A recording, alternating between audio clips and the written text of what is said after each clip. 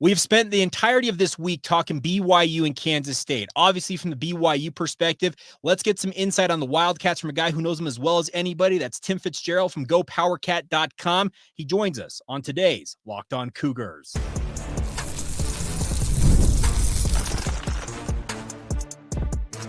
You are Locked On Cougars, your daily podcast on the BYU Cougars, part of the Locked On Podcast Network, your team every day.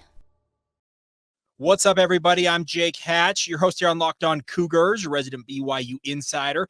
Thank you for making Locked On Cougars your first view and or listen of the day. Appreciate all of you who like to call everydayers right here on your original daily podcast focused on the BYU Cougars. Today's show is brought to you by our friends over at FanDuel. Go to FanDuel.com, use the promo code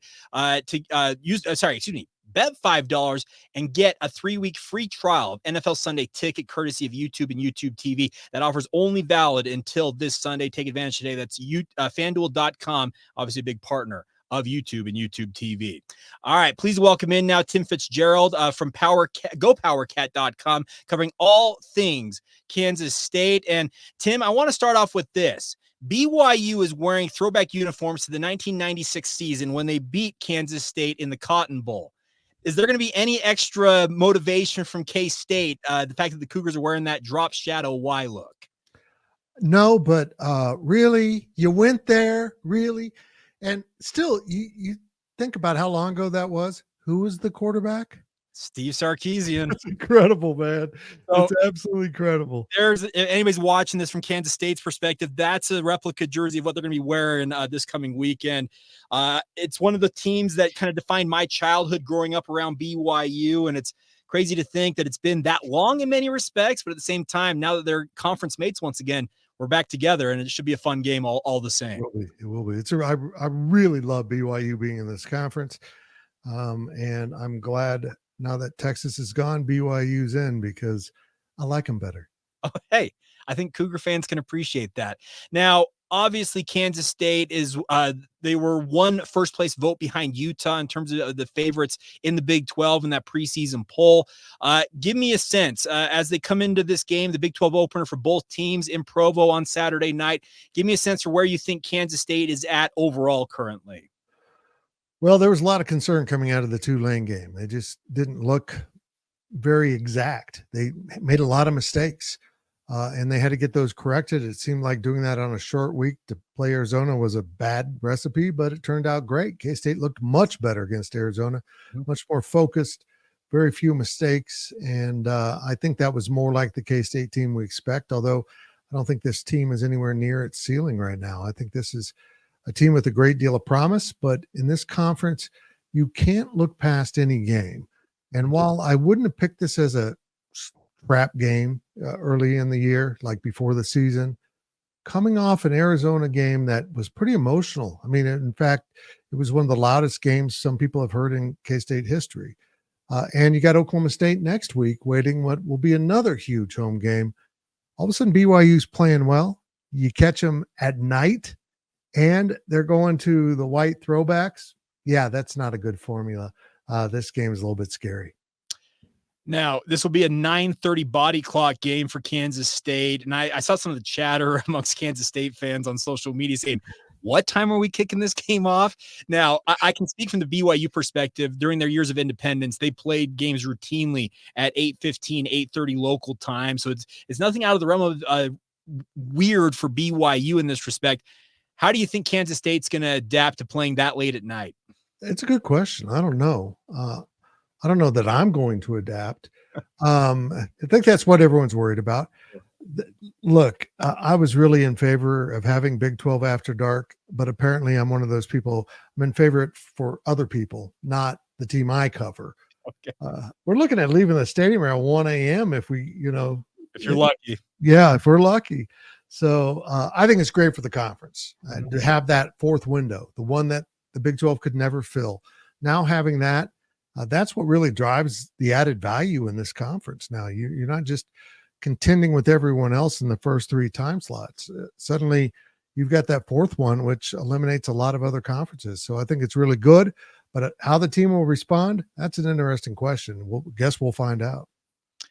Give me a sense of Chris Klieman as a coach. I remember watching him do what he did at North Dakota State. It seems like he's brought a lot of the hallmarks of what he did with the Bison with NDSU to Kansas State. Just give me a sense of your feel for him as a coach and what he's done with the Wildcats. It's a really steady hand at the wheel. I mean, just no temper. You know, he might have some, but he does a good job being engaged with his players as a modern day coach and lead them without going over the top, without being outlandish. He's a great guy to cover. He really is. And a lot of really good coaches that are also good people. And that's certainly what Chris Klieman's filled his staff with.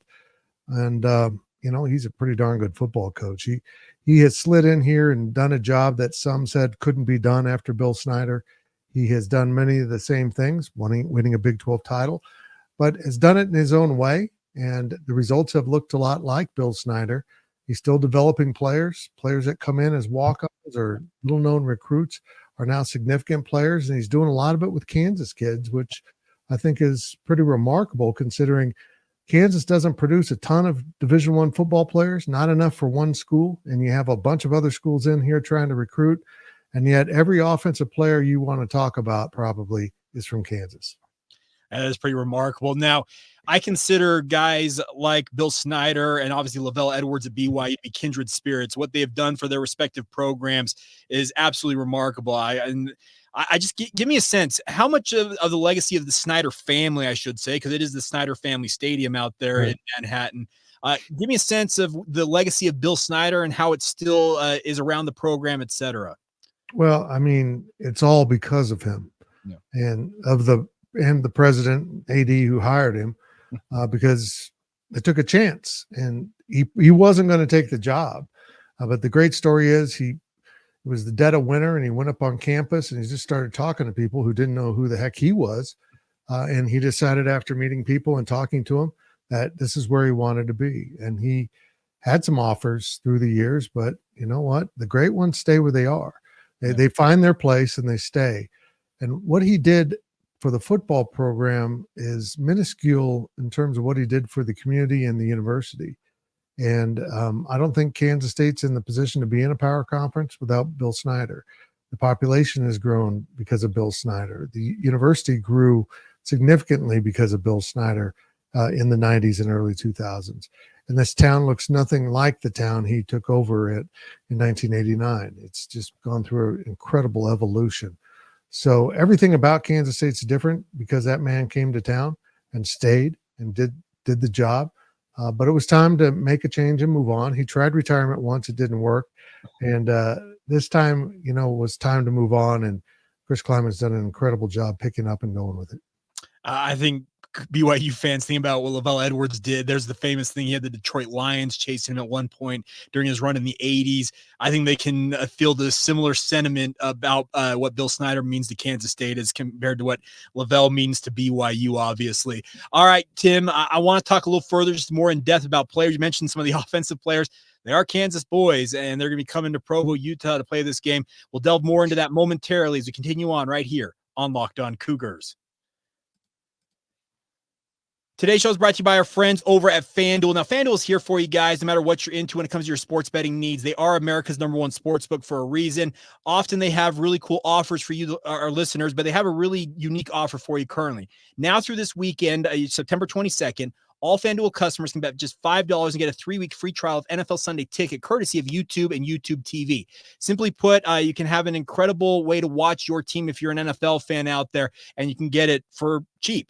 With YouTube TV base plan, then you can also watch all regular season Sunday afternoon out-of-market games with YouTube and YouTube TV. All you need is a Google account, a current form of payment, and of course, you can cancel at any time. Just visit FanDuel.com to download America's #1 sportsbook and take advantage of this offer today. That's FanDuel.com to learn more now. Today's show is also brought to you by our friends over at Roy. Now, you probably have been hearing us talk about Roy, and you're like, what in the world is it? Well, it stands for Return on You, and it's a new platform that lets you, the fans, have your say and get involved in NIL like never before by making contributions directly to your favorite athletes. By supporting the players directly, you can help shape rosters, retain talent, and keep your favorite athletes out of the NCAA transfer portal. As you all know, NIL has changed the game for athletes, and Roy changes the NIL game for you as fans. When fans contribute to a successful campaign for their players, they can receive access to exclusive content from that athlete, such as their announcement decision, behind-the-scenes footage, and other personal reflections, all of which are available only to the fans who have supported that athlete. You also can engage with athletes on that NIL journey as well. By using Roy,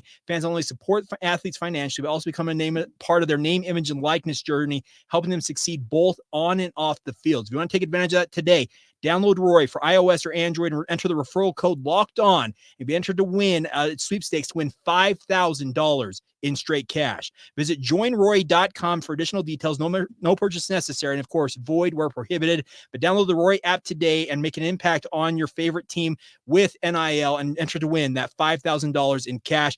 Get off the sidelines and get in the NIL game with our friends over at Roy. Thank you once again for making Locked On Cougars your first listen of the day. Appreciate all of you for being with us. Continuing on now with Tim Fitzgerald from GoPowerCat.com, part of the 24/7 Sports Network. And Tim, when it comes to this Kansas State team, I think it begins and ends with Avery Johnson. Now, I got a bit of a facetious question for you. Have we seen Sharon Yost and Avery Johnson in the same room at any point in our life? He is. He's an incredible young man. He really is.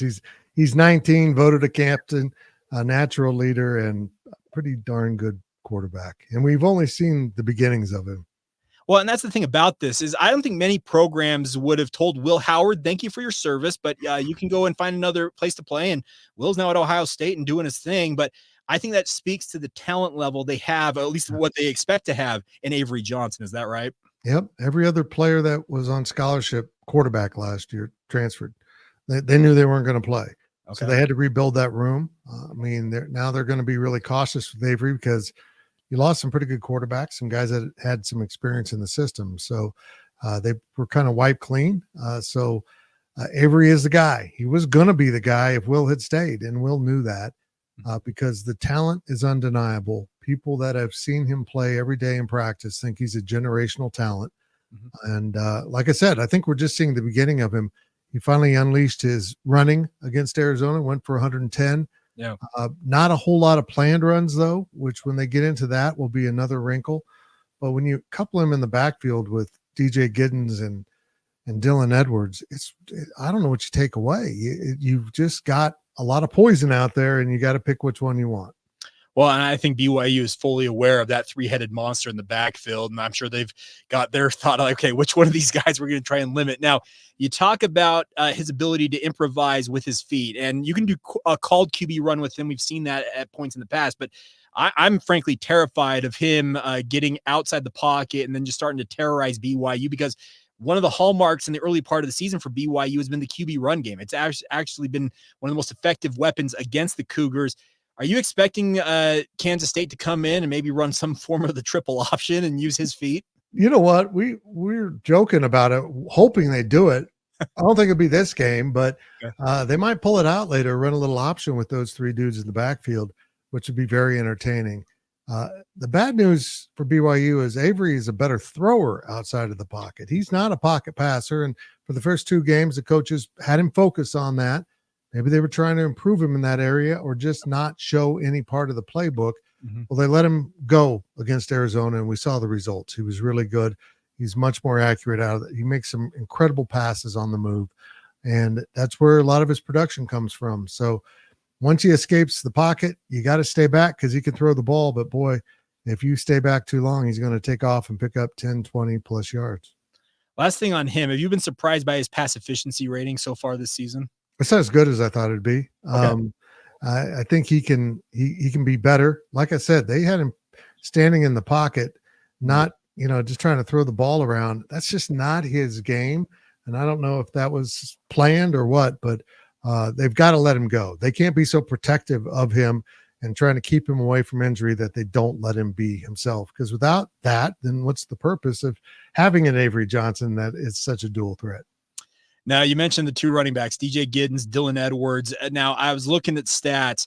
Kansas State is averaging 7.0 yards per carry as a team on the season right now. Now, the reputation of Chris Klieman and Kansas State is they are a power run team.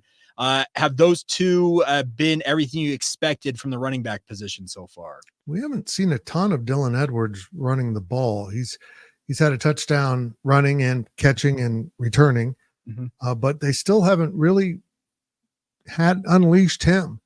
They didn't play him. He ended up being a decoy quite a bit against Arizona because after that punt return, they were fired up to stop him. So that's a lot of where Avery's yards came from. And the every down guy is DJ Giddens. He's a beast. This was his first game, not at 100 yards, I think, in 6 outings. And he could have gotten there, but he doesn't care about any of that. He's a quiet kid that just gets it done and has turned into an absolute beast as a running back. Nobody takes him down on the first hit, and he just picks up yards, and he's a patient runner with great vision. He's really developed into something special, and he's the spine of this offense. Avery brings a lot of flash, and so does Dylan, but the substance is that offensive line and DJ Giddens. Well, that's what I was going to ask you. I played line in high school in my playing days, so I've got a soft spot for the guys up front. Is this kind of your typical big, bruising Kansas State offensive line? Yeah, they weren't that great in the first 2 games. They were better against Arizona. Hadley Panzer, Kansas kid, who's moved into that left guard spot vacated by Cooper Beebe, who's a Kansas kid that is now at the Cowboys. He's had a bad ankle, but it looked a lot better against Arizona, so he was moving better. They're shuffling a couple younger players at times. I think they feel pretty good about where the offensive line is heading into Big 12 play. Now, in the receiving game, if you just look at the distribution of the passes, the Jace Brown is the leading receiver, but give me a sense, who are the receivers / tight ends that Cougar fans probably want to get to know name-wise? Well, they really haven't delved into the passing game with receivers as much. Jace Brown and Avery Johnson were in the same class. They both played as true freshmen, and now they're true sophomores, and they've got a great connection. They were roommates as true freshmen. But the rest of the offense with the receivers just hasn't clicked into formation yet. I mean, Keegan Johnson's pretty good. They've got some depth there, and they've had some guys that have underperformed. Where he's done the damage is with tight ends. Now, keep in mind, Dylan Edwards is a really good receiver. DJ Giddens is a sneaky good receiver. You don't expect it from a guy like that. But they've got a trio of tight ends right now that they rotate freely, and they use all the same. We thought coming into the season the main guy would be Garrett Oakley. He has not been the main guy.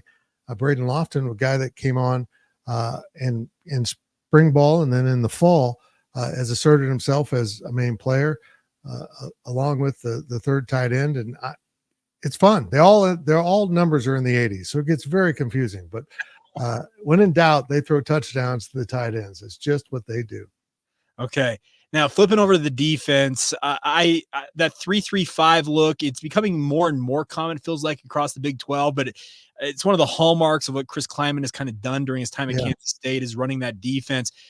BYU fans of a certain age will remember when Bronco Mendenhall brought it to BYU in the early 2000s, and he ended up morphing it into a kind of more of a 3-4 defense during his time with the Cougars. But this is the 3-3-5, and it attacks from everywhere. And I think Kansas State runs maybe about as pure a form as you can find of that defense. What's intriguing about that is he's a 4-man front coach. Yeah. But they came to Kansas State, played one season. And they said, well, that doesn't work as well as we hoped it would.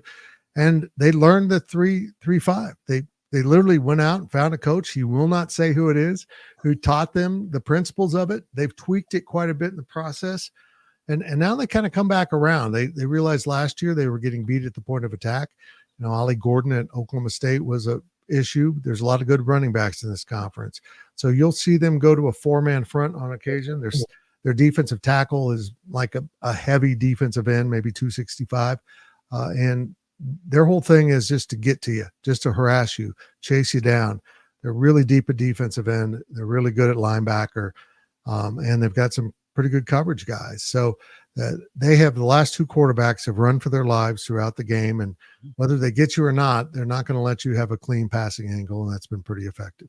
I'm going to just venture a guess that Bronco Mendenhall may have been one of those phone calls that he made back in the day. Go to bed. He will not say, I'm going to get it. I'm going to give him a beer sometime and find out what the secret to that is. Get him to fess up a little bit. Yeah, I can understand that. Now you talk about, they've got very good linebackers. Austin Romaine, I like watching that kid play. Give me a sense, like, will they, because the 3-3-5, the hallmark of it is you can bring a corner, you can bring a safety, linebacker, you can do any which thing you want. Give me a sense of who really the leader is. Is it Romaine on that defense? Who is the heart and soul of Kansas State on D? Probably Austin Moore, one of the outside linebackers. He's, in his final year. He's a typical K-State. He's a former walk-on who's developed into just a rock-solid player. They call him the machine because he just duplicates everything he does over and over and over and just goes about his business. Desmond Purnell on the other side, I think, is an outstanding linebacker, another outside guy. But on our podcast today, one of the questions, who is the defensive MVP? And I did pick Austin Romaine. Okay. Another true sophomore. This kid was pushed into duty last year when the middle linebacker, Daniel Green, was hurt and gone for the year. He wasn't ready for that. He played well. And then as the season wore on, he wore down. He came in this fall looking like a different kid. He is really stacked muscle. He looks like a college guy. He looked like a high school guy playing college football last year, and he has been really good. You go back to that Tulane game, it was him that forced the fumble. That was the scoop and score that decided that game. He just chased down the quarterback, saw him waving the ball out there, and made sure he got his arm locked down so that he could knock the ball out. Headsy player, aggressive player, and just a great middle linebacker that's really developed. Again, that freshman class from a year ago was really good, and those guys are showing up all over the field now. Well, and I think BYU fans are thinking, well, we've got a defensive class this year. The guys they brought in on defense from this 2024 cycle, got a lot of true freshmen contributing. So I guess in some circumstances, BYU fans are hoping that they have the come up like Kansas State has had with that 2023 class, it sounds like. All right, Tim, we're going to wrap up this edition of Locked On Cougars. Got a couple of questions from some of our listeners. I threw it out to them that they want to know from your perspective about BYU, and we'll delve in that momentarily as we roll on right here on Locked On Cougars. Today's show is brought to you by our friends over at Game Time. No matter what type of event you're happen to be into, Game Time has got the tickets for you guys. Whether it's a sporting event, in this case, BYU and Kansas State this Saturday night. You like theater events, comedy, music. No matter what you're into, Game Time has got the tickets for you guys. They had a very easy-to-use app. The best part is your tickets reside in that app once you purchase them. You're not having to fumble through an email to find the barcodes when you get to the event. The best part is they also have a new feature as part of the app. It's called the Game Time Picks. It filters out all the fluff, showing only the incredible deals on great seats. You don't have to waste your time searching for that great deal. The best part is they have the all-in pricing feature inside the app as well. Toggle it, tells you exactly what you'll play right up front. You'll know exactly what the amount is. Not going to see a bombardment of fees the second you get to the checkout screen. It's a really, really nice thing because you know exactly what the ticket price is. They also have the lowest price guarantee, event cancellation protection, job loss protection, and a whole lot more. So take the guesswork out of getting your tickets with our friends over at Game Time. Download the Game Time app today, create an account, and use the promo code LOCKEDONCollege for $20 off your first purchase. Terms apply. Again, create an account, redeem the promo code LOCKEDONCOLLEGE. That's Locked On College for $20 off. Download Game Time today. What time is it? Game time. Thank you once again for making Locked On Cougars your first listen of the day. If you have not done so already, please join our Locked On Cougars Insider Group. Get updates from all things BYU, insider tidbits, what I'm hearing about the program via text message sent directly to your phone. Check it out today. It's all part of the Locked On Podcast Network. And of course, a big thank you to all of you who are already part of our insiders group. All right, final stanza of the podcast here with Tim Fitzgerald from GoPowerCat.com. And Tim, you have been around the game a long time and covering Kansas State as long as you have. Give me a sense, as Kansas State makes the trip to Provo, what do you think Kansas State fans, I guess in particular, are looking forward to most about going out to Utah? Just, probably the scenery. I know a lot of K-Staters are going. Plus, it's always fun to see someone else's traditions. I think it's really cool. They get to do this during a whiteout. So the purple and lavender will stand out pretty well. But it's fun to go to new places. Last year, K-State didn't have road games at any of the new schools. 2 came into Manhattan, but they didn't have any football games on the road. So got that this year. It's going to be fun. Go to Houston later. I'm just looking forward. I love Salt Lake City, and I've never been up to Provo, and we're going to do a little sightseeing since apparently we're going to have plenty of time during the day to do something before we cover football. Yeah, there's no doubt about that. Now, I will say this. We got an early little cold snap. We've got snow-capped mountains. So Kansas State fans coming out are going to be treated to, I think, one of the more iconic views truly in all of college football. So you can pay attention to that. All right, I had a question sent in. I've got like 3 or 4 people who asked a similar question. So I'll just pose it for all 3 or 4 of them. Tim, What is Kansas State most worried about about facing a 3-0 BYU squad right now? This reminds me a lot of West Virginia a year ago. Picked for the bottom, and all of a sudden is building confidence with a quarterback they believe in. And this game's huge. Look, you're 3-0 in the non-conference. Have you really proved to yourself as a player or as a coaches that you're legit? No, probably not. And this one will. So I think this is a good trap that has been set. And I don't know if K-State can avoid it because they see it coming, but it's going to be something else. When it comes to this matchup, BYU, the defense has been kind of one of the big hallmarks of the season so far because they're allowing less than half the points on average than they allowed a season ago. They've gone from 29 and change to just 14. From your perspective, what have you seen, I guess, on film, and what are you hearing from the players and coaches there at Kansas State about the defense in particular? Don't make many mistakes. They just don't. They're where they're supposed to be doing what they're supposed to do. And so now it's up to K-State to stress that, to make it more difficult. That's why the RPO portion of this offense is so effective, because you got to worry about Avery Johnson running or throwing or handing the ball off or pitching it. And there's just a lot of things just steal your eyes to the wrong spot. And that's probably the BYU's key, is not to fall for all the fluff and things going on with that K-State offense. Well, I think in a similar circumstance, BYU loves the eye candy on offense. You'll see motions all the time, fly sweep looks and the like. Give me a sense of what you observe from Jake Retzlaff and the Cougars offense. He does that thing where you're sitting back in zone and he doesn't miss. A guy will settle down in a little crease and boom, ball's there. That's impressive. That's given K-State problems in the past because sometimes they do want to sit back in zone and just pressure and try to make you beat him. He's a guy that can do that, probably more so than the other quarterbacks we've seen this year, because the last two were really good throwers, but not very mobile. Okay. He is. He can get around and move and tuck the ball and run, something they haven't had to worry about. Now they have to really worry about that, because that too can hurt K-State quite a bit. Do K-State fans fear Gary Bohan at all if he ends up playing in this game? Because obviously they have familiarity with him from his time at Baylor. He was so good for a while at Baylor and then lost his job and flamed out. Hasn't been the same. I remember the game he got injured was in Manhattan, and he went out of the game and everyone's like, yeah, they're going to win the game. And I'm totally spacing off the guy that took over the job for him. He came in and looked like, Shapen, looked like damn Johnny Unitas. He was unbelievable in that game. Yeah. I didn't even know who he was. He was a baseball player. He's out there throwing it from the outfield wall to the catcher in his mitt. I mean, it's like, what has Baylor got going at quarterback? Yeah. And now they're just struggling to find a quarterback. So I don't know. Yeah, Gary Bohannon, bring back some memories for K-State fans.